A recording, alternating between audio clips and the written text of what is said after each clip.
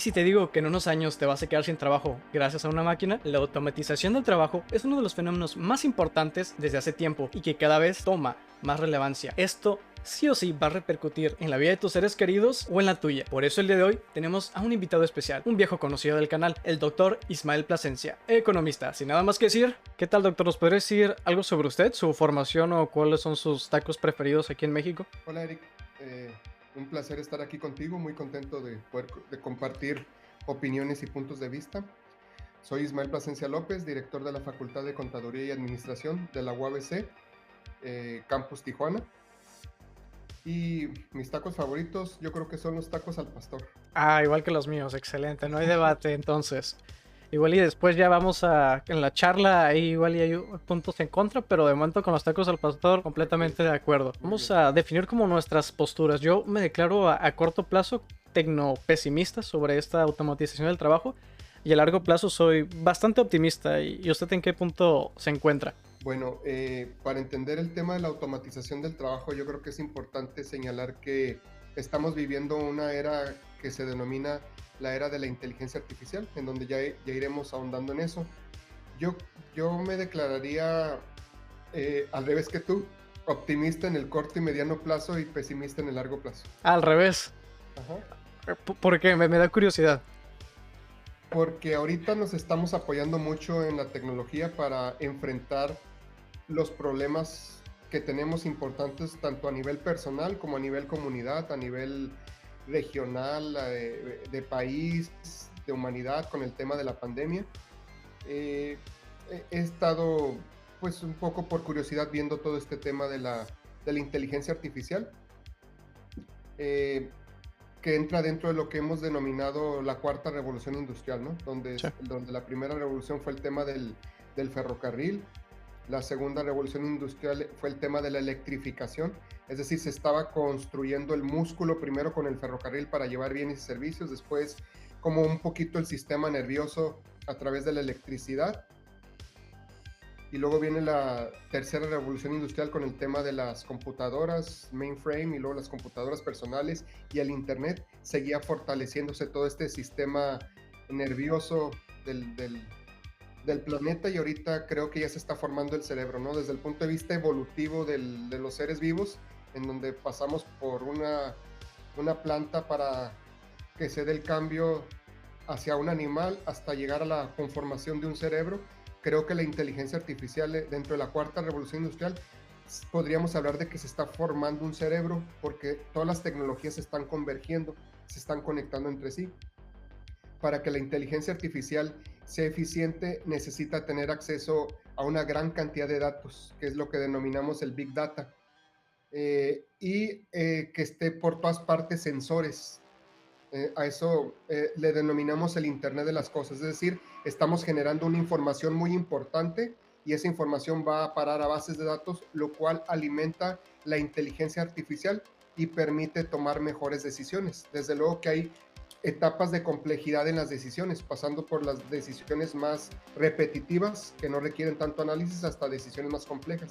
Entonces, poco a poco ha ido reclamando la inteligencia artificial esas etapas en donde recuerdo que cuando el campeón de ajedrez Gary Kasparov fue Ah, derrotado por la computadora de IBM, Deep Blue, si mal no sí, recuerdo que se así es. llamaba, decían que para que el ajedrez era un juego, a pesar de que era complicado, era muy predecible en sus movimientos, pero que un juego más complejo como el Go íbamos a tardar muchísimo Mm. tiempo en que una computadora pudiera vencer al campeón de Go, ¿no? Y esto sucedió en el año 2016, lo cual dice cómo se ha incrementado y acelerado el proceso de lo que denominan el deep learning, que es eh, una copia en las computadoras de cómo se van conectando las neuronas en el cerebro. Y con ello viene el machine learning, que es el aprendizaje. Tú enseñas a la computadora a través de comandos, algoritmos, etcétera, a que la computadora vaya definiendo. ¿Por qué optimista? Porque ahorita hay personas que tienen enfermedades que gracias a la inteligencia artificial se están tratando de manera más rápida. Te pongo el ejemplo de un caso que vi, el de rino, retinopatía, que es lo que provoca la diabetes en muchas personas, en millones de personas alrededor del mundo, para que se queden ciegas. Entonces, en un caso muy fuerte es en el de la India por la cantidad de población que tienen. Mientras que en Estados Unidos hay 77 médicos especializados en la vista por cada millón de habitantes, en la India hay 10 por cada millón de habitantes. Entonces esto habla de que hay muchas personas con problemas y ahorita los médicos están apoyando la inteligencia artificial a través del machine learning para hacer diagnósticos más rápidos, lo cual permite operar a las personas más rápido con láser, etcétera. Me toca ver casos, por ejemplo, de amputados de la guerra, en donde le están poniendo una mano, un brazo artificial y utilizando la inteligencia artificial están logrando que puedan mover estos brazos, ¿no? Un poco la mano. Claro, estamos lejos de llegar a la mano de Luke Skywalker Sí. en Star Wars, pero yo creo que se están dando pasos muy importantes donde se le pone el brazo y a través de la electricidad de que nosotros comandamos, hay una persona que había perdido la mano hace 30 años, le ponen la mano artificial y ella con su cerebro le da la orden de mover cada uno de los dedos. Y estaban todo el mundo asombrados porque esa memoria, a pesar de que no tenía la mano, se la estaba transmitiendo al brazo robótico, ¿no? Entonces, es en ese sentido en donde yo creo que podemos ser optimistas con respecto a la inteligencia artificial y cómo apoya a la automatización del trabajo, ¿no? Y esto nos ayuda tanto a tratar enfermedades como a salvar vidas. Yo aprovecho para hacer un chiste mención sobre el campeonato de ajedrez, bueno, de Kasparov. Ya después, no recuerdo qué campeón de ajedrez, creo que un holandés, que se pide Donner. A cuando le preguntaron que cómo competiría él contra la Deep Blue de IBM, él dijo que con un martillo. Así, tajantemente, no, yo con un martillo y ya. Y yo, ¿cómo se dice? A corto plazo soy tecno-pesimista por la clásica preocupación, igual me pueden decir, no sé si es ludita o ludista, sobre que se van a perder muchos trabajos a corto plazo y a largo. Creo que igual si en un ideal todos vamos a poder ¿cómo se dice? Quitando el factor de inteligencia artificial, porque igual después ahorita hablamos de eso, pues nos podríamos ordenar el clásico sueño, no sé, de estar todos dedicándonos a actividades de ocio en el buen sentido, en el sentido más tradicional griego, de estar leyendo, cultivándonos, reflexionando, filosofando, dedicarnos a las ciencias, etc. Pero entonces el pesimismo, para captar que tiene usted a largo plazo, es por el temor de la superinteligencia, ¿no? A lo Nick Bostrom. ¿Puede desarrollarlo más? Sí, yo creo que si una persona, hay personas que, que llamaríamos fuera de serie, ¿no? Sí. Que tienen la capacidad de ver más allá. Entonces, generalmente este tipo de personas, cuando uno analiza qué es lo que están diciendo, lo hacen ya con muchísimo acervo de conocimiento, de información que están analizando, ¿no? Y una de las personas que para mí admiro mucho por su inteligencia, desde luego, y el impacto que está teniendo en la humanidad, es Elon Musk, con todas estas empresas que ha formado, como Tesla, como SpaceX, etcétera.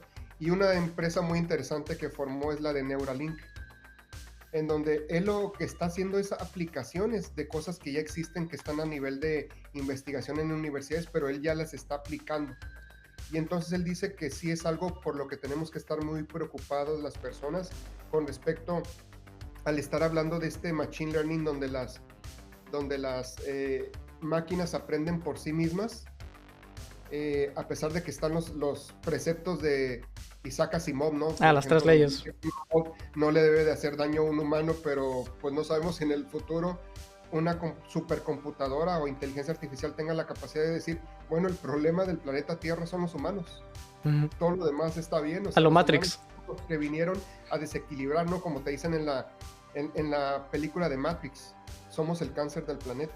Somos los únicos que afectamos no nada más a nuestra especie, sino al resto de las especies y con ellos a nuestra propia especie para la propia supervivencia, ¿no? Entonces, ahí en ese sentido, pues ya ha habido algunas películas al respecto, ¿no? No recuerdo ahorita la de Johnny Depp, La singularidad está cerca, The Singularity is Near.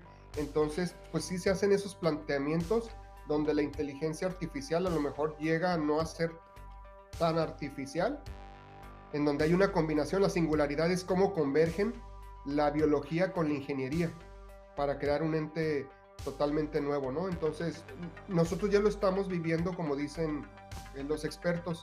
Ya ahorita no podemos concebirnos sin una computadora, sin un celular. Si alguien olvida su celular, siente que no puede andar por el mundo, se siente como si casi si estuviera desnudo, ¿no? Entonces habla de la integración que tenemos, de la necesidad que tenemos para estar utilizando el celular. Entonces, en ese sentido, sería un poquito mi preocupación a largo plazo, si tendremos la capacidad de realmente convivir y complementarnos, porque ese es el gran tema. En el corto plazo, como tú dices, ahí pasamos de ser una economía generadora de riqueza Ujú. a una economía distributiva de riqueza, como lo planteó el propio John Maynard Keynes Sí, casi más o menos hace 100 años, en donde decía cómo van a vivir nuestros nietos. Dice, ya habremos resuelto muchos de los problemas más importantes. Yo creo que ahorita nadie duda que tenemos la capacidad de producir los bienes y servicios básicos que necesitamos para estar bien. El gran problema es la mala distribución que hay, sí. que ahorita se exacerbó con el tema de la pandemia, ¿no? Entonces, es muy interesante desde qué dimensión lo quieras ver. Para resolver problemas, yo creo que nos está apoyando mucho la inteligencia artificial. Yo lo veo incluso como que lo bueno sería de tanto político corrupto que tenemos, el tema de que tuvieran que tomar decisiones respaldados por la inteligencia artificial para que les digan, eso que estás proponiendo es una pendejada, no lo puedes proponer porque va a tener este y este y este efecto, ¿no? Entonces tienes que optimizar y lo ideal es esto. Entonces le quitas las cargas ideológicas y nos vamos a the facts, a los hechos, y creo que ahí es donde pueden apoyar de manera muy interesante. Desde luego que dependiendo de cada sector, de cada tema, estamos en algunos más adelantados, en otros estamos en pañales, etcétera. Entonces hablar de la inteligencia artificial es también como sucede con los nanotecnólogos, ¿no? De repente pensamos que todas las moléculas son iguales a nivel nanotecnológico y no. Cada molécula con un pequeño cambio que le hagas es totalmente diferente y reacciona de manera diferente, y lo mismo sucede con la inteligencia artificial. No hay una sola forma de inteligencia artificial, pero sí lo que estamos analizando es que hay dos superpotencias Mm. que están compitiendo, que es Estados Unidos y China, y otras que van más abajo es Canadá, Inglaterra y Francia. Fuera de ahí el resto del mundo está descobijado, es decir, lo único que nos queda es decidir por qué bando nos vamos, si la inteligencia artificial con todo el internet de China o el de Estados Unidos, donde la competencia ahorita va a ser feroz y se va a poner cada vez más fuerte, más interesante, ¿no? Yo creo que ahí es donde están los retos y ahí es donde digo que veo riesgos muy importantes.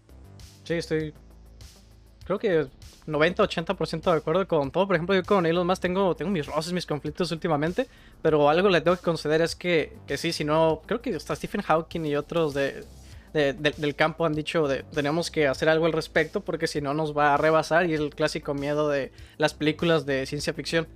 Y entonces sería como una especie de transhumanismo, e igual y apoyarnos de estas nuevas herramientas. Bueno, ver la inteligencia artificial como una herramienta, como tal. De hecho, no he visto esta serie que se llama, creo que Love, Death and Robots, creo que está en Netflix. No recuerdo si era un yogurt o una inteligencia artificial la que le termina dando, ¿cómo se dice?, mejores resultados a la humanidad, y al final se termina hartando y se ve en una nave espacial. Pues igual y algo así con los políticos, ¿no? Y eso que mencionó el último me resulta interesante porque también creo que lo menciona Nick Bostrom en este super libro. Por favor, si alguien está interesado en la inteligencia artificial, tiene que leerlo, Superintelligence o Superinteligencia. Y él menciona este conflicto geopolítico, como ya mencionó. Y igual y yo hago la referencia, no la hizo, pero con la teoría de juegos que sucedió con la Guerra Fría, con el armamento nuclear. Espero que YouTube, por el simple hecho de mencionar estas palabras, no me tumbe el video. En todo caso, igual está en Spotify. Entonces tenemos las superpotencias, o los países no van a esperar a que el otro saque de repente la superinteligencia o la inteligencia artificial o estas nuevas tecnologías, porque sería quedarse atrás. Entonces tienen que estar a la par, ya regresando a la teoría de juegos. Uh-huh. Y no sé cómo hacer el conector. Centrándonos específicamente ya en la automatización del trabajo y dejando un poco de lado la inteligencia artificial, porque es todo un campo. Um, ¿Qué riesgos ve? Así potenciales 5 o 10 años. Bueno, Okay. 10 a 20 años, que es el lapso como más habitual en esto de la tecnología. Si lo vemos desde el punto de vista de la automatización del trabajo, ahí sí cambia mi perspectiva. Ah, Entonces ahí sí te doy la razón a ti con respecto a que sería pesimista en el corto ujú, plazo porque va a haber un periodo de adaptación. Hay muchas personas que se van a ver afectadas por esta introducción y lo vemos con la pandemia, ¿no? Hay muchas personas que estaban trabajando en una maquiladora, en una fábrica, en una empresa maquiladora, y de repente pues había un riesgo porque hubo personas aquí en el caso de Tijuana, que es una ciudad con mucha presencia de Sí. maquiladoras, hubo muchos enfermos y muertos, no en las edades avanzadas que uno esperaba, lógicas de los 60 y 70 años. Hubo muchas personas que murieron entre los 50 y los 60 y 40 y 50, que eran personas de mediana edad, que estaban en la industria maquiladora y que estuvieron expuestas a la carga viral, etc. Entonces, por una parte las empresas dicen, voy a automatizar más la empresa, poniendo más robots, más automatización para prescindir de los trabajadores. Y también los trabajadores dijeron, ¿por qué si puedo vender por Facebook con 3 o 4 ventas que haga la semana, Ujú. dependiendo que vendan, lógicamente, ¿no? Ya no necesito estar esclavizado a un horario de trabajo en la maquiladora. Entonces ahorita hay una crisis en las maquiladoras porque no, a pesar de la pandemia, no encuentran fuerza laboral que quiera ir tanto a arriesgarse, como el tema de que se dieron cuenta que por supervivencia y adaptación tuvieron que hacer algo cuando hubo cierre de algunas empresas, porque algunas te pagaban parcial, otras de plano decían no te puedo pagar, y cada quien fue adaptándose, ¿no?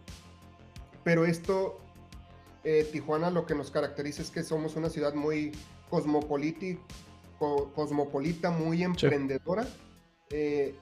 Tenemos el doble, las mediciones que he hecho es que somos el doble de emprendedores que a nivel nacional, por toda la gente que llega de otras partes, ¿no? Entonces siempre estamos buscando la manera de sobresalir, de sobrevivir, etcétera. Entonces la resiliencia es muy fuerte en Así Tijuana. es.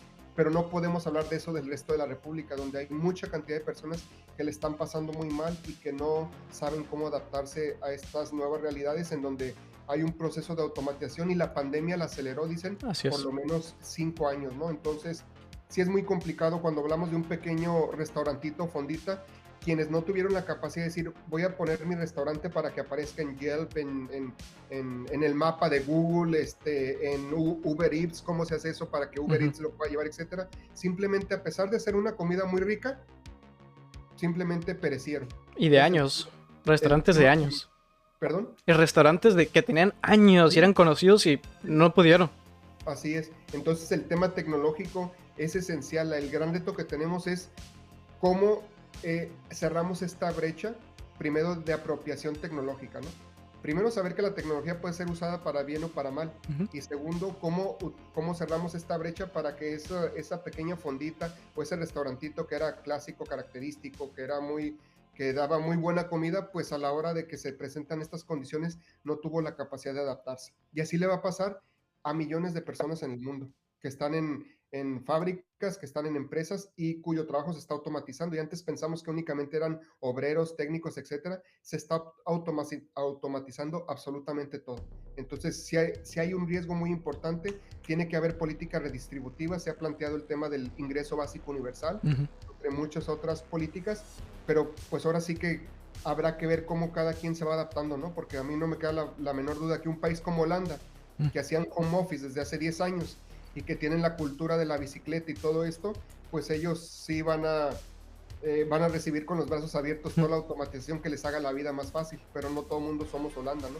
Hay países con muchísimas necesidades, con que requieren un ingreso mínimo para sobrevivir y esto nos puede llevar a a un incremento, nos va a llevar a un incremento en la desigualdad económica, Sí. las desigualdades salariales y con su consecuente upheavals sociales, ¿no? En donde de repente vayan a querer seguir apoyando a líderes extremistas, ya Mm. sean de extrema derecha o de Sí. extrema izquierda, que les hacen promesas y que simplemente sin analizar las consecuencias, pues siempre están buscando un salvador, ¿no? No nos podemos quitar ese estigma de estar buscando al Mesías, al líder mesiánico que nos va a llegar y nos va a resolver los problemas. Entonces, ahí sí hay un riesgo enorme, no nada más para un país como México, sino el propio Estados Unidos, ¿no? Ya está empezando con sus rallies Donald Trump, aprovechando los antivacunas y todo esto, entonces ahí es donde se vuelve muy difícil predecir qué es lo que va a suceder en los próximos años. Sí, ya depende de cada país, cada región, sus condiciones geográficas y demás. Entonces, el cambio, pero ya centrados igual en los países como desarrollados o que ya están teniendo esta posible transición. Por ejemplo, el clásico es Japón, donde uno ya se imagina cuando, bueno, de hecho es real, que vas a algunos hoteles y te atiende, vamos a decir, un robot, las máquinas ya expendedoras con comida o restaurantes que se atienden completamente solos y también eso está sucediendo en Estados Unidos. El clásico ejemplo de Amazon, no recuerdo cómo se llama la tienda, pero igual y entras, compras y te sales. Y Amazon Go. Amazon Go, gracias. Entonces, son estas condiciones que poco a poco se van a ir, vamos a ir moviendo, pero igual en un caso como México, está Oxxo, no recuerdo en qué parte del país, o sea, ya son varios, ya hizo, vamos a decir, su Oxxo Go, no sé el término, pero donde es el mismo procedimiento, no hay cajero, entras, sales, cobro la tarjeta y listo. Entonces, si ya en un país que podemos como decir como en vías de desarrollo, como es nuestro queridísimo México, con sus deliciosos tacos al pastor, ya está entrando a este cambio, ¿qué podemos esperar? Entonces es igual y es un tanto impredecible, igual y no podemos especular. Pero, por ejemplo, hay un chiste, ya hablando del sector maquila, aquí en Tijuana, porque queramos o no, los avances que pasan en un país, pues terminan repercutiendo sí o sí en los demás. Digamos que Estados Unidos ya no necesita las maquilas de China o México u otros países, entonces pues perderíamos eso. Pero entonces el chiste que hacen en Silicon Valley es que las fábricas del futuro van a tener 2 empleados. ¿Puedes adivinar cuáles son? Ah, caray. El que será el que se dedica a cuidar la tecnología, como un ingeniero, por ejemplo, y uno de mercadotecnia. Casi, bueno, eso sí podría ser real, pero no sería como el chiste, eso sí sería una descripción. Entonces es un hombre y un perro. El hombre va a estar ahí para darle de comer al perro y el perro estará ahí para evitar que el hombre toque las máquinas. Ese es el chiste que hay en Silicon Valley. Entonces, pues, es algo alarmante a la vez que emocionante. Todos estos cambios que se están dando en el planeta actualmente en esta cuarta revolución industrial. ¿Algo que quieras agregar, Pérez, para ir como cerrando, atando los hilos? Pues que aquí el sistema educativo, la política educativa de los países será central para cómo abordamos esto, para que se avance en el tema de la... O sea, es un hecho, es como antes cuando se cuestionaba el tema de la globalización. Sí. No es tanto si la globalización es buena o mala, la globalización está y nos tenemos que adaptar para aprovechar lo bueno y reducir lo malo. Lo mismo sucede con esta era de la inteligencia artificial, en donde le recomiendo el libro de Li Kuan-fu que se llama Artificial Intelligence China, Silicon Valley. Librazo. Y entonces ahí es donde tenemos que entender que no nos podemos oponer a los avances de la automatización y la inteligencia artificial. ¿Cómo se implementa una política educativa para que en todo mundo seamos más proclives a aprovechar los cambios que vienen de la mejor manera posible? Porque uno de los grandes problemas que hay entre los jóvenes es que no saben qué hacer con su ocio. Entonces, tenemos 2 problemas. Por el lado del ingreso, ¿de dónde va a venir el ingreso para satisfacer nuestras necesidades básicas? Y por el lado psicológico del bienestar, ¿a qué dedicamos nuestro ingreso? Si las máquinas están haciendo el trabajo por nosotros, ¿qué vamos a hacer con nuestro tiempo libre? Cuando estamos muy propensos a estar buscando estímulos de corto plazo, por ejemplo. Sí. ¿No? Entonces, por eso la política educativa debe ser muy importante. ¿Qué es en la evolución? ¿Qué es lo que sigue? En términos de lo que hace cada uno de los gobiernos, yo creo que este es un problema tanto países desarrollados como para países en desarrollo, en donde esas son las preguntas que tenemos que estar planteando. ¿Cómo reducir la desigualdad económica? ¿Cómo tener un planeta más sustentable? Y cómo darle sentido a nuestra vida en una era dominada por la inteligencia artificial para hacer actividades económicas. Pero insisto, pueden ayudarnos a resolver muchos de los problemas de salud que tenemos, por ejemplo, y hasta problemas medioambientales, etcétera, ¿no? Que es lo que viene atrás de la pandemia. Ya hemos platicado, discutido que mucho ha requerido nuestra atención el tema de la pandemia. Los efectos han sido muy fuertes, pero que nada se compara con lo que viene atrás con el cambio climático y que no hemos reaccionado a ello. Entonces ahí es donde dicen la inteligencia artificial puede ayudarnos a tomar mejores decisiones para ir disminuyendo un impacto en el planeta. Entonces, lo primero yo creo, Eric, muy importante, estos videos sirven primero para llamar la atención, hacer conciencia, porque si tú vas como dicen, con Juan Pueblo, no tienen ni idea de qué es inteligencia artificial, no tienen ni idea de qué es el Big Data, el Internet de las cosas, etcétera.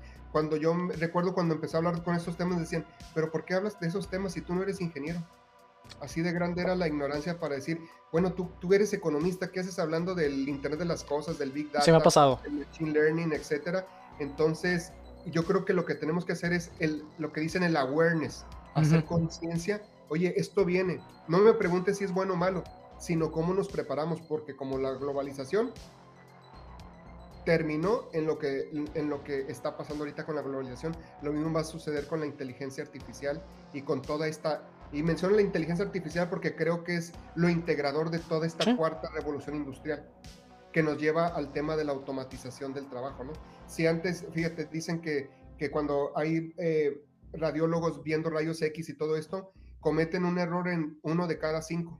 Los jueces cuando dictan sentencias, la cantidad de discrepancias que hay al hacer las sentencias, que a la hora que se meta la inteligencia artificial, ya sea que los propios jueces y magistrados y oftalmólogos y radiólogos, la idea no tanto es que los sustituya, sino que se complementen, pero sí, si antes se necesitaban 3 radiólogos, ahora se necesita 1 con inteligencia artificial. Si antes se necesitaba en una empresa 10 contadores, ahora se necesita 1 o 2 con inteligencia artificial. Entonces sí viene una tasa de sustitución muy importante, sí, y tenemos que hacernos esos planteamientos. Yo creo que es empezar, yo cerraría aquí, Daniel, empezar con el awareness de estos temas, y por eso te felicito por esta iniciativa de dar a conocer estos temas, ¿no? Que a lo mejor de repente uno puede parecer como, ¿cómo te diré? Como, no tanto como loco, pero si no, oye, ese tema a mí que me interesa, Sí. si yo soy mercadólogo, Sí. o ese tema a mí que me interesa si yo soy administrador de empresas, etcétera, ¿no? Que se lo pregunten al restaurantito que no pudo sobrevivir la pandemia porque tuvo que ser cerrado por cuestiones sanitarias. O los próximos desempleados en 5 o 10 años van a ser ellos, probablemente, si no hacemos algo al respecto. Entonces me agrada esto de la herramienta. Citando a Mario Bunge, él tenía esta analogía del martillo, de que un martillo puede servir para pues, clavar un clavo y también pues, para levantar una cabeza. Al final del día, todo esto es una herramienta y como comentó, la inteligencia artificial engloba todo esto, tanto los robots como el matching y el deep learning. Igual ya entraríamos después en otro campo, pero a la vez relacionado, que es el data science y demás cosas. Entonces, como comentó igual, y las máquinas, de hecho, creo que en este libro, la segunda era de las máquinas, no, creo que lo escribió McAfee, no sé pronunciar el apellido, no sé de qué, Bronson o algo así, mencionan, no recuerdo en qué capítulo, periodistas, abogados y hasta jueces, que los jueces, dependiendo de a qué hora comieron, van sesgando sus ¿cómo se dice? Juicios. Sí, es increíble la cantidad de la forma en la que tomamos decisiones que ni nosotros nos damos cuenta con el tema de los sesgos, ¿no? Entonces, la inteligencia artificial viene a quitar esos sesgos que pueden ser sesgos cognitivos o simplemente sesgos naturales del contexto que nos rodea. De hecho, creo que también menciona, no recuerdo si fue eso u otro estudio que leí, que hasta que perdiera o ganara su equipo de fútbol favorito influye en las decisiones. Entonces nosotros realmente no podemos competir ya con esto, no podemos aplicar a los listas de andar destruyendo máquinas porque primeramente no acabaríamos y además tendríamos que ir hasta los servidores porque gran parte, como, no sé, Alexa no está en... Alexa no es el producto que tienes ahí, no sé cuál versión tengan, pero Alexa está en la nube, por así decirlo, obviamente también entre los servidores y demás. Entonces, nosotros no podemos estar compitiendo ya con las máquinas y tenemos que ir aprendiendo de otras dinámicas. El clásico aprende a programar. O dentro de las escuelas que te dejan pues, consciente de esto, porque igual y no van a poder sobrellevar el cambio, que es una de estas alertas que se están dando constantemente de los, vamos a decirle, los loquitos, como dijo usted. Entonces tenemos que hacer conciencia de esto y también tomar en cuenta las protestas que se van a llevar a cabo. Entonces no es que en cuánto tiempo, bueno, igual sí es importante saber en cuánto tiempo va a pasar esto, pero si no, el considerar cómo vamos a llevarlo a cabo sin que se vuelva un completo caos, porque ya hay manifestaciones por Uber, por ejemplo. ¿Y qué va a pasar cuando Uber sea automatizado, como está pasando en ciertas regiones? Va a haber todavía más manifestaciones, la gente sin trabajo, va a haber un caos. Entonces tenemos que aplicarlo bien y también tomar en cuenta que no termine en una tecnocracia donde las máquinas decidan todo por nosotros. Tenemos que tener siempre en cuenta el factor humano. Entonces, muchísimas gracias por asistir, por su participación y también a ti, oyente, por estar viéndonos y escuchándonos y investiga más. Libros que gusta recomendar. Yo recomiendo el de Sálvese quien pueda de Oppenheimer, la segunda era de las máquinas de estos autores, McAfee, los libros y conferencias de Kei-Fu Lee, la economía de la inteligencia artificial y Superintelligence, sí o sí. Muy buenas recomendaciones y yo agregaría el de Noise de Daniel Kahneman, que es el Offline Human Judgment. Entonces ahí nos dice que hay dos tipos de errores, los sesgos y el ruido, el noise, que era lo que mencionábamos, ¿no? El cómo está nuestro estado anímico para tomar decisiones. Entonces ahí es donde viene la inteligencia artificial a reducir tanto los sesgos como el noise o el ruido, y eso creo que es algo bueno para que todo mundo nos ayude a tomar mejores decisiones, ¿no? Entonces, yo creo que con eso sería una muy buena elección de libros para adentrarnos en estos temas. Pues muchísimas gracias a usted y al oyente.